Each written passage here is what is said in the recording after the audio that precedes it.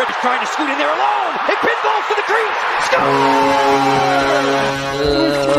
Let's get it. Oh my God! Here we go. You're listening to the Pod Street Bullies podcast with your hosts, Derek. How you gonna get it, Bubba? John. Matt Casey. Unnecessary, but totally necessary. And Cody. What's not to love?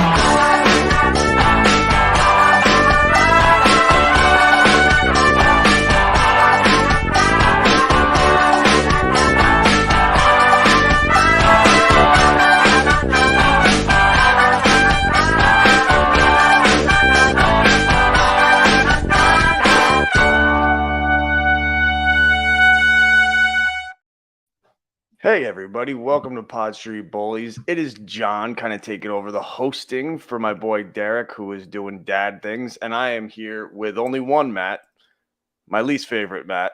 Hoagie, what's going on, brother? It's everybody's favorite two personalities on the pod. Let's be honest here. I mean, I would agree with one part of that statement. Yeah, I figured you would. Yeah, yours, of course. Yep. What's going on, brother? Not much, man. What a wild start to the season. Yeah, I mean, with us, with the Flyers, everybody. Right. Yeah, I think that's really kind of the theme for everything right now. I mean, personal life, it's just like I feel I'm constantly on the move where I almost forget about the Flyers in this show every once in a while where I got to like take notes. I only seem to get like one period per game these days. Kind of along the same lines.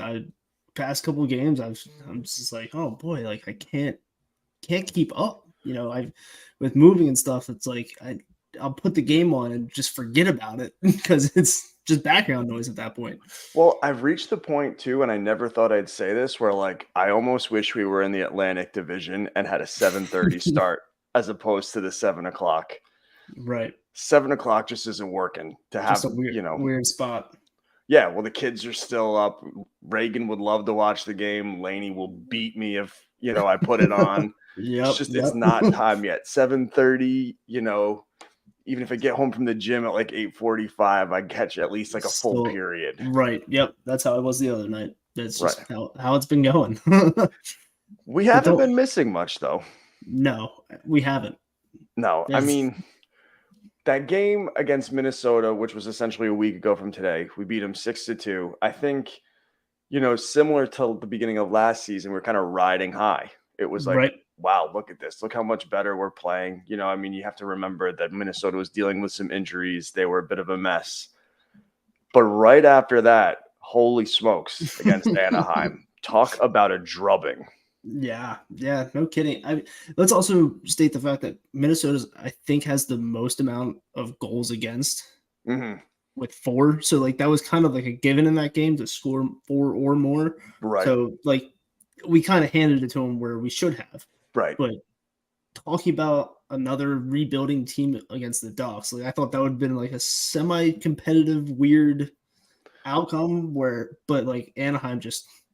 I mean, it was like 4-5-0 in the second period, something insane like that. I mean, I'm looking up the recap here. That's probably the final score, I believe, was a 7-4. 7-4, which is essentially a high school softball game. But the Flyers were never in this game. No, it was 2-0 after the first, and I think they were down 4-0 maybe. Right. Yeah, point. It was like 4 or 5-0. Yeah. Yeah, it was 1 Strome, Vetrano, Henrique. Yeah, it was 4-1, 4-2. Right. Then we went into the third. Yeah, and I think that we're going to have a conversation a little bit deeper about this, but this was kind of our first view of Sam Ersson. Everybody coming back to earth. Yes. Yeah. Yep. I mean, no panic button for me on Sam Ersson, but this was not a good game by any stretch of the imagination. Then you move to Carolina, which was a more competitive game. We lost it in the third period. Late in the third period. Right. Again. So you're playing against a superior team. whatever, that's the kind of game you're going to lose. And then last night's game against Buffalo, it was close until it wasn't anymore. Listen, the score, I mean, it should have been 4-2. There's an Yep. empty netter to make it 5. But Luukkonen, the goaltender for Buffalo, when he had to make a save, he was making the right saves, which we Right. couldn't have Sam Ersson do in the third period. Right. Like there was a couple game-changing saves, and obviously Luukkonen came out on top on those, and then that's what led them to that victory. We had plenty of opportunities to put the puck in the net, and we just couldn't cash in. Right. And I mean, we're going to spend time with the goaltending when, obviously Carter Hart goes down. And I kind of want to dedicate its own special time to that. But what I've noticed from these few games and kind of rewatching spurts and things, it's like there are moments where we look really good. Yeah.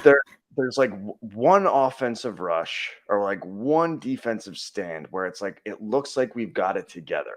Yeah. Or one period of a game or right. But we cannot show any sort of consistency.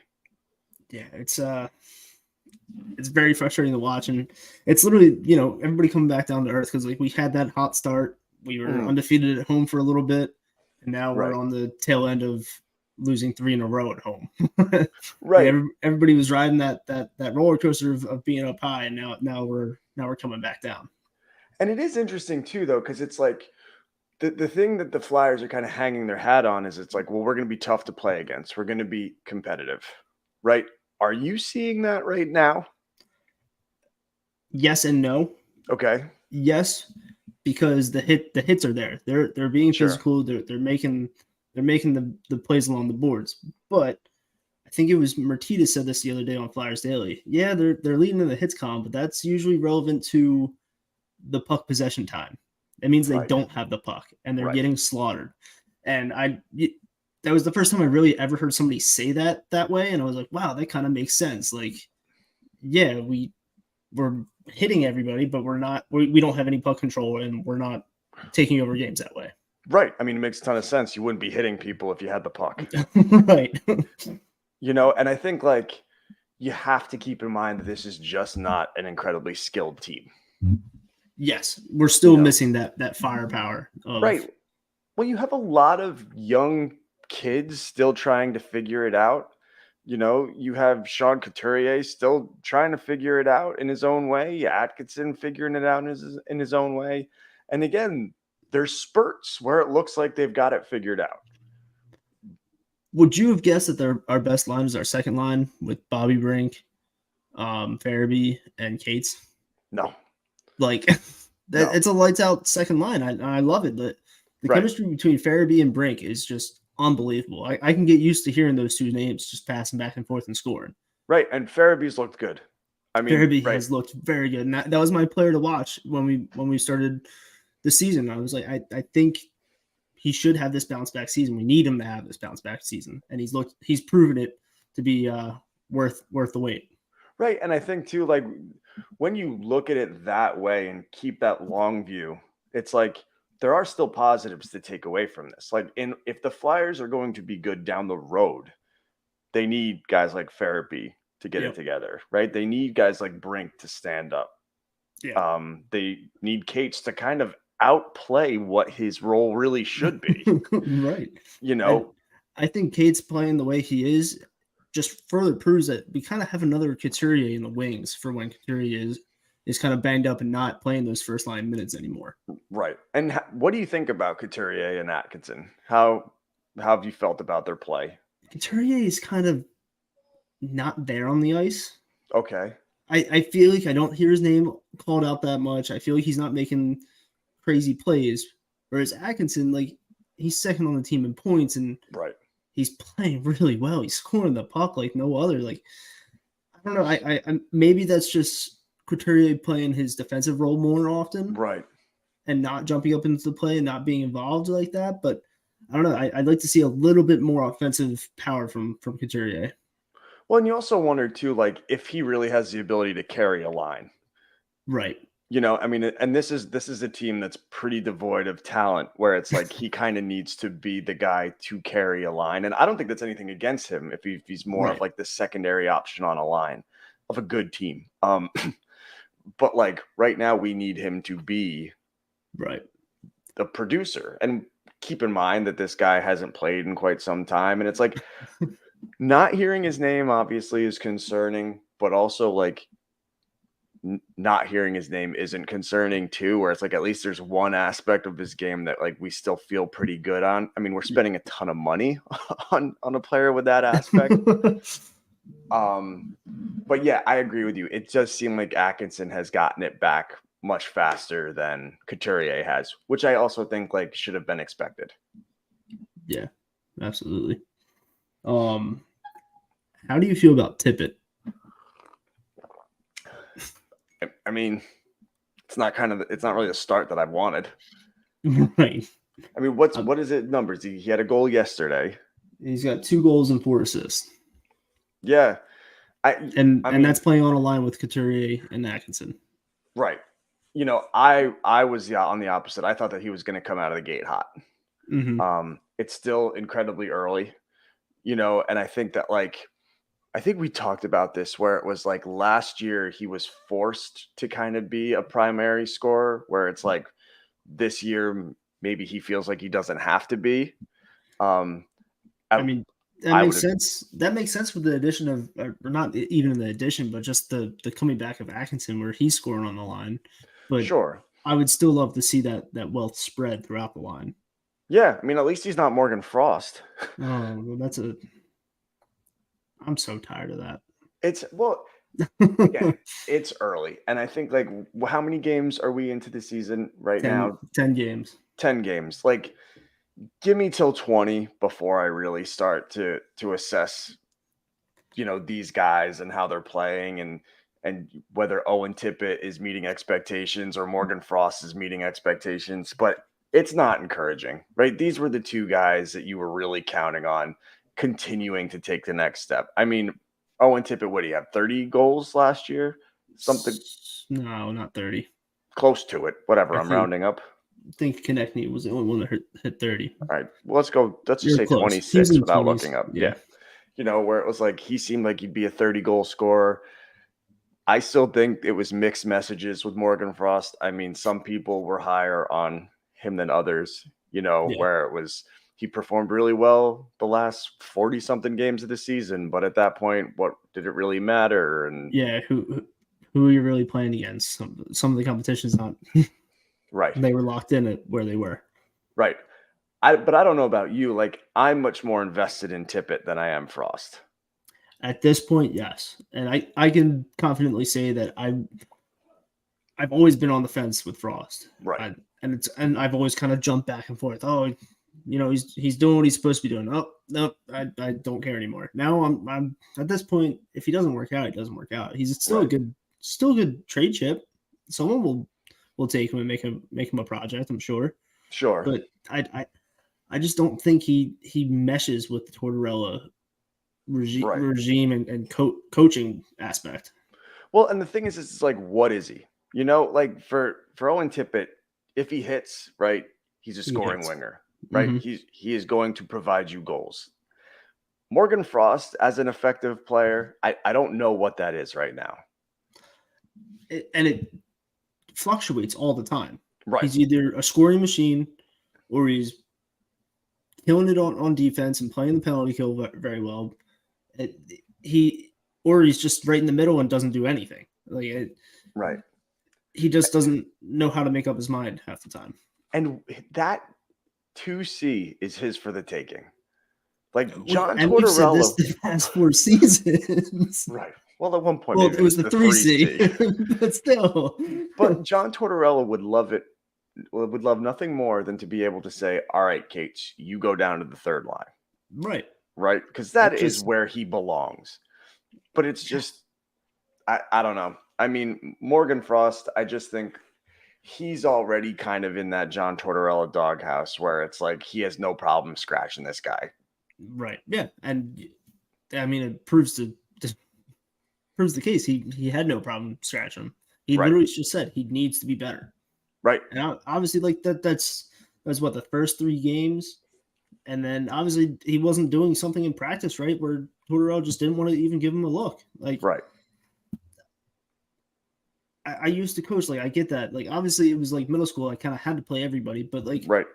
there's times where I'm like, and you're not meshing with the team. Like I can't play you. Like, And it's got to be frustrating when it's like you see well, maybe you don't see it, but it's like you understand that there is potential there, right? There is potential for him to be a difference maker at the NHL level, but he can't even do it on this roster.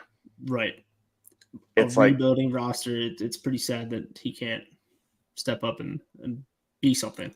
right. Be a And game changer. I mean, and John Tortorella's pretty much said that, and Right. maybe I think he said it specifically about Frost, but he's also said it in general, where it's He like, said it in so few many words, right?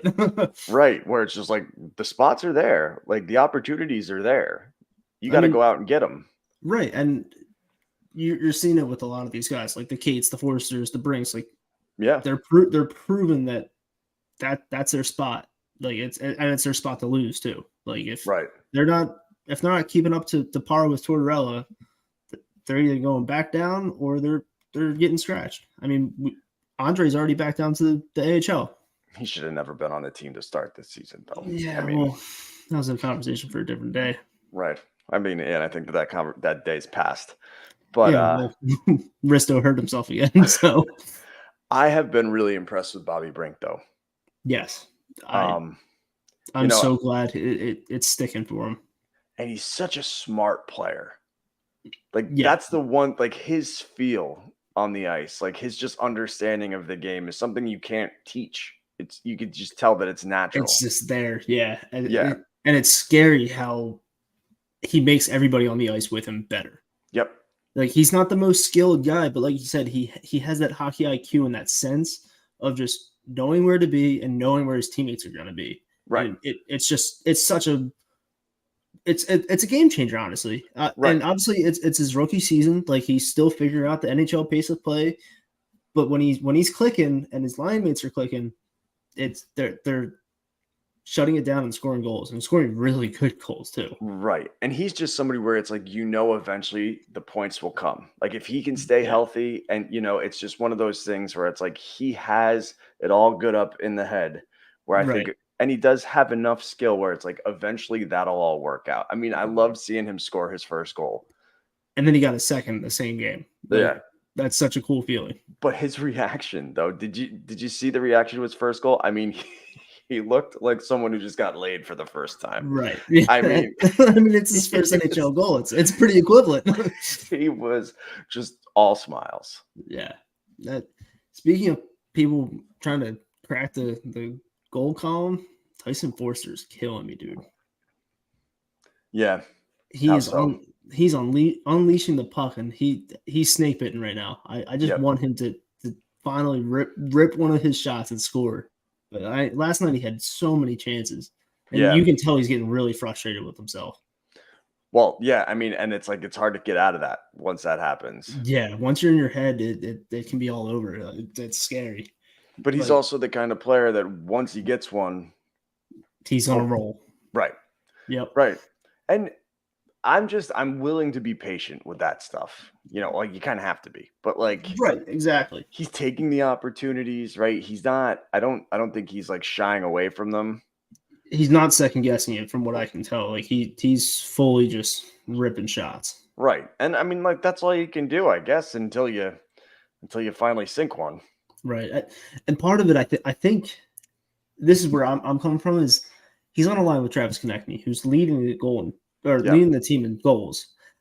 Obviously, you're going to be wanting to give the puck to the guy that's hitting it. Yeah. Like, if you're not scoring, you're not going to get the puck as much. So I think that's playing a little bit of the role. If you split them up and put Forster with somebody that's going to give him the puck a little bit more, I think it'll finally click. You do bring up an interesting point too, because it is just inherently there, right? Like, you look at Travis Konechny is pretty much the best player on the team. He's been there. Tyson Forster's a rookie. Is he going to take opportunities away from Travis Konechny, where it does make sense to kind of split them up? But then can you put him on a line that's, competent enough to give him opportunities, you know? And it's also tough because they've had a couple different centers. They've had Lawton already, and now I guess Morgan Frost if he stays there. Right. But like it's also a little tough to get some chemistry clicking. But I mean, obviously, Lawton and Konechny have always had that chemistry. Right. Even back when Hayes was first here, like they always clicked. They always did well. And I think it's just a little weird for Konechny try to, just to puck all the way over to the other side because he's not used to Forster yet.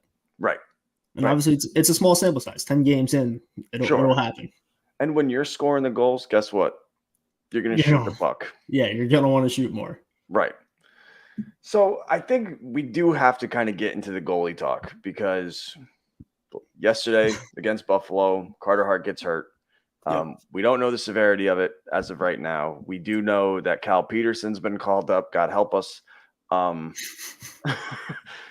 So right now, going to our back-to-back for Friday and Saturday, we're looking at potentially Sam Ersson and Cal Peterson sharing the crease. Beginning of the season, I think we would have been excited to be like, hey, Sam Ersson, here you go. Here's your opportunity. But he's kind of looked like crap. Yeah, he has. I mean, but he came in for relief for came Carter in for Hart relief last night. Yep. And gave up 2. Yeah, the third one would have been the where's the schedule here? Game center. The third one's the empty net. Yeah. Yep. Which we'll give to him too. But he just I don't know what happened. I mean, he does not look confident in that. Yeah, I don't know what it is. I don't know if maybe making the team out of camp is making him different, or because last year he got called up and he went on a tear and he played really well throughout the holidays. So I don't know if that's an aspect of just getting called up and proving what you have, or now he's kind of sitting back and taking the backup position kind of lightly. Because, I mean, he has not gotten a lot of starts either. Well, and that's the thing, too. And this was my worry, was like, is the inconsistency of him playing games affecting him? And I think it is, honestly. Right. Because it's not like we have a 1A, 1B tandem in net. We have the one and we have the backup as Ersson. Right. And it's got to be screwing with him when he's only getting a start every third or fourth game, maybe. Right. And I just think for a young goalie with that kind of potential, it's a mistake to handle them that way. Like, even though I think Cal Peterson is essentially garbage, I would much rather just have him be the backup of a rebuilding team and give Sam Ersson the time down. The repetition, Yeah. Being a starter or whatever. The rotating starts with Sandstrom, what have you. Right. I don't know. It's tough. I know what you're saying. I don't like what they're doing because it kind of reminds me of Carter Hart when we first brought him up here. Right. Like he was kind of thrown into the ringer after 7 goalies. Right. Well, and I think there are sexier storylines where it could be, well, is it getting into Sam Ersson's head that he could be the heir apparent to Carter Hart if they let Carter Hart go? And I don't buy any of that. Right. I really do think it's lack of playing time.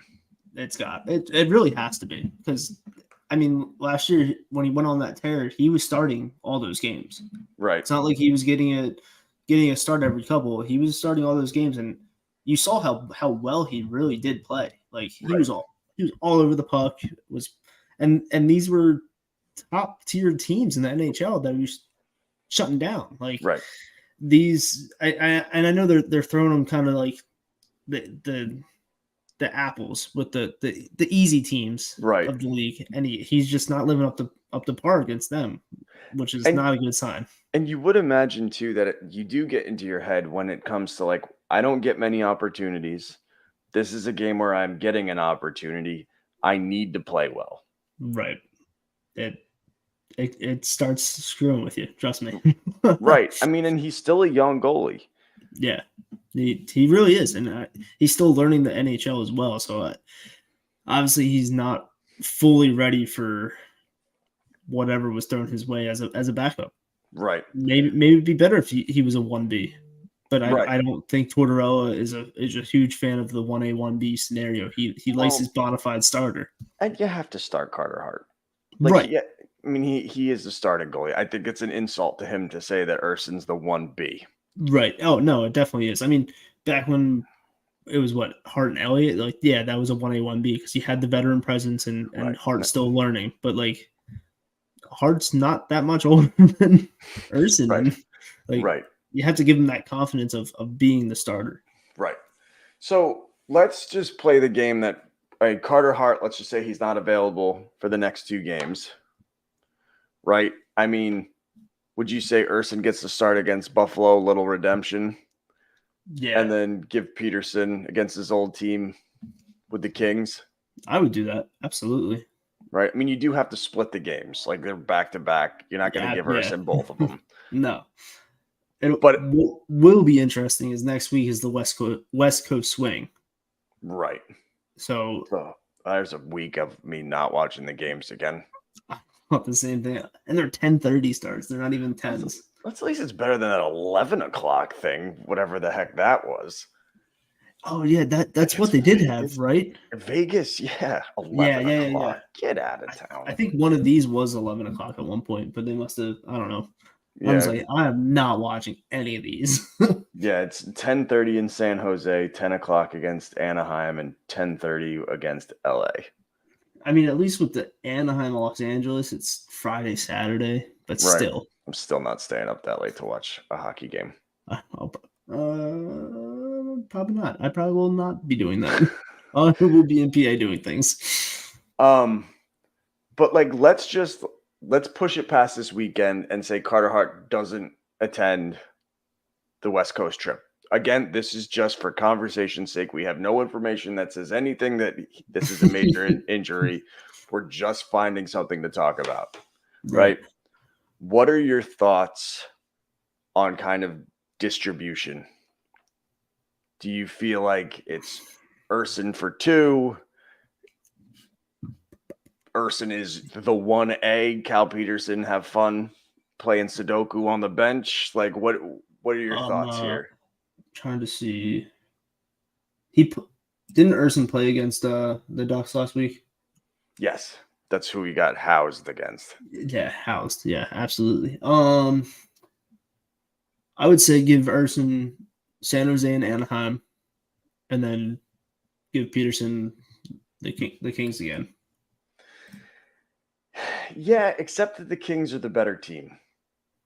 True.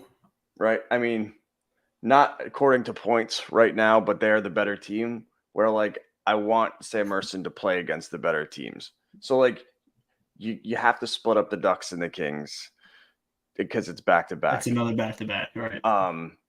So you give Urson the Sharks, but then I think you give Peterson the Ducks and say to Urson, you play the Kings. See, I don't think that's going to work, honestly. Because if Because you of give the amount of time.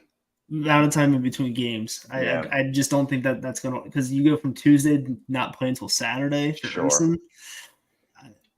It's tricky either way, but because even Tuesday to Friday is still a long span as well. So, Right. and then they don't play until that following Wednesday. Like, they got some weird gaps in the next couple of weeks. Yeah, and it's interesting too because, like, even if Carter Hart ends up being able to join the Flyers for this West Coast trip, if we do assume he's not going to be available for the back-to-back, right? And you go Urson on Friday, Peterson on Saturday, then you send Peterson back down and you have Carter Hart. I feel like I would still go Urson, Hart. Hard against the Kings. Yeah. Yeah, no, I agree with that. If Hart makes it, I go Urson, Kings.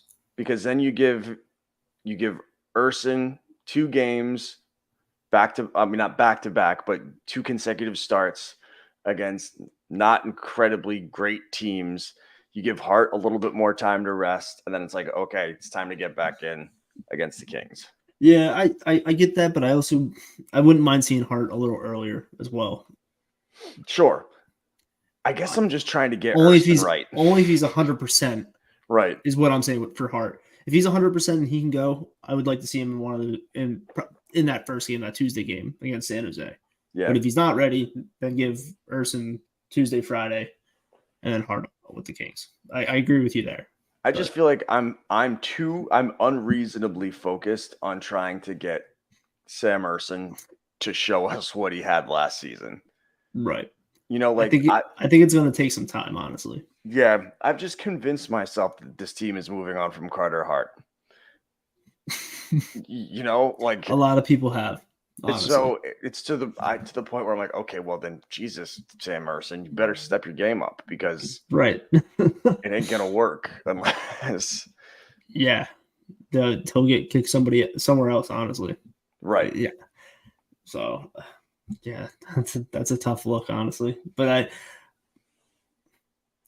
like Harrison a lot. Yeah, and I do want to get him right, but playing all these games in such a long time span is going to really screw him.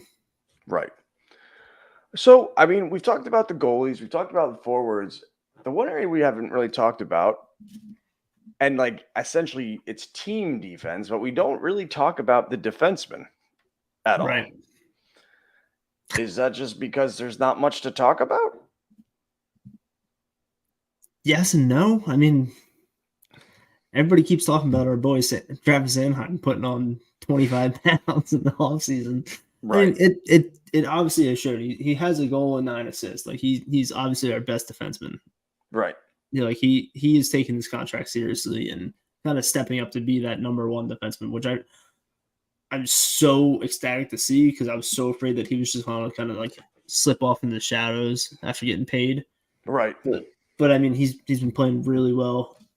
I think he's what, second in the NHL with time on ice, average time on ice. Yeah, I mean, right now he's averaging 25 minutes and 35 seconds a game. And that's just stupid numbers. Yeah.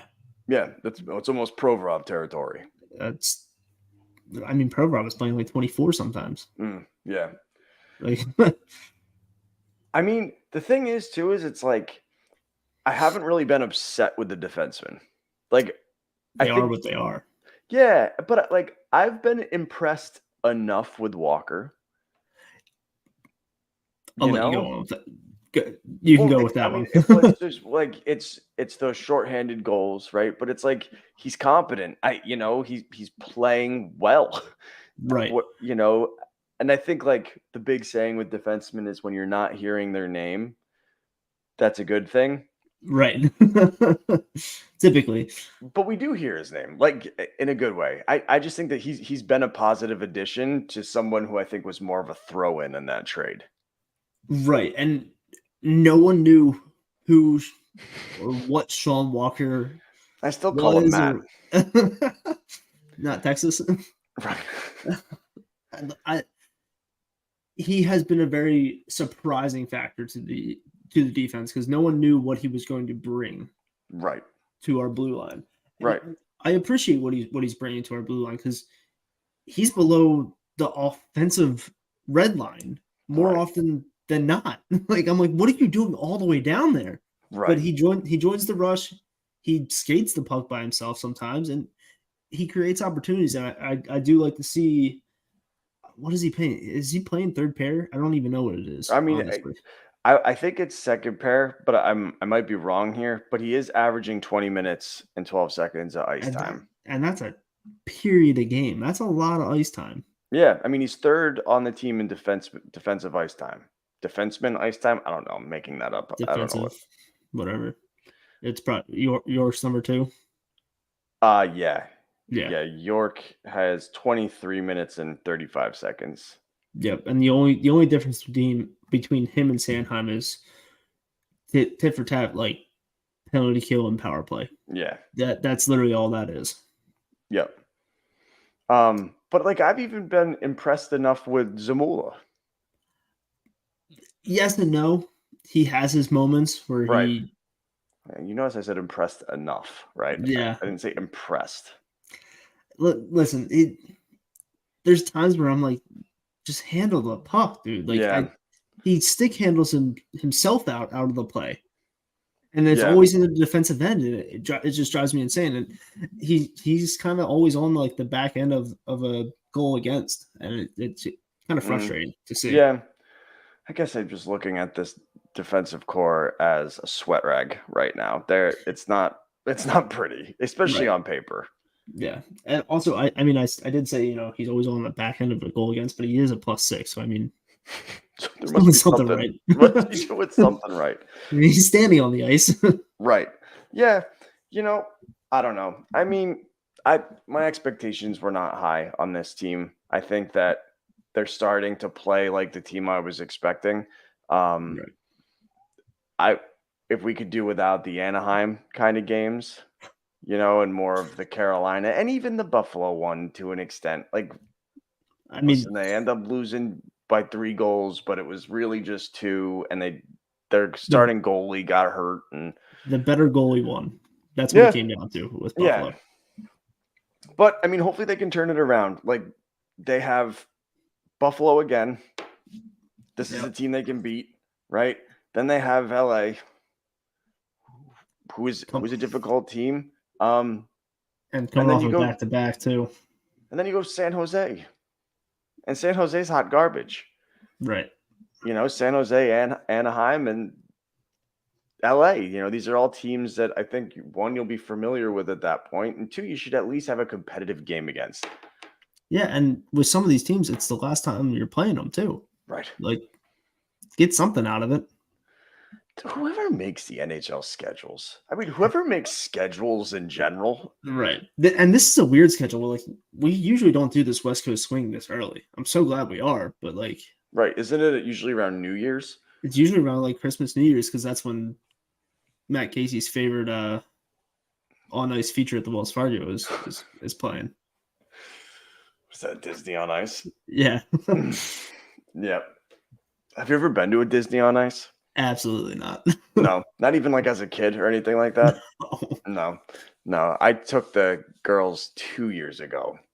Oh, boy. Someone gave us like sweet tickets, and not like sweet tickets, but sweet tickets with like the food and all that. I mean, that was pretty fun. At that point, it's worth it. I'd rather do that than, go see Blippi live or whatever, I don't even know what Blippi I forget is. you don't have kids or anything Yeah. like that. Throw it on with your wife some night. You'll have a blast. Oh, I'm sure. We'd have to take some things for that. So, I mean, that'd be a hell of a trip. Is there anything else you want to talk about? Not really. I mean, No. It's so early in the season. There's so many Right. things that are up in the air. Yeah. I mean, they're kind of where I thought they'd be at this point. Yeah, They were going to impress us for a little, and then we were going to get smacked back to reality. Yeah, it's just a rerun of last year. We Right. did the same exact thing, and now we're being brought back down the earth. I mean, obviously they were riding the high of the Phillies in the NLCS, the Eagles playing well. Like that's just typical of the city of Philly. They just ride. Right. They all ride the high at once, and now the Flyers are just bringing them right back down to reality real It'd be quick. great if we could maintain it a little bit longer. Yeah, right. But that's all right. All right, man. Well, do you have anything else you want to say before we say goodbye? No. No. All right. Well, everybody, you can find our show in all these great places. Thanks for listening to us again. Hopefully at some point there'll be more than just 2 of us on a show. At some point. Everybody's all over the place. Right. But until next time, bye now. Bye.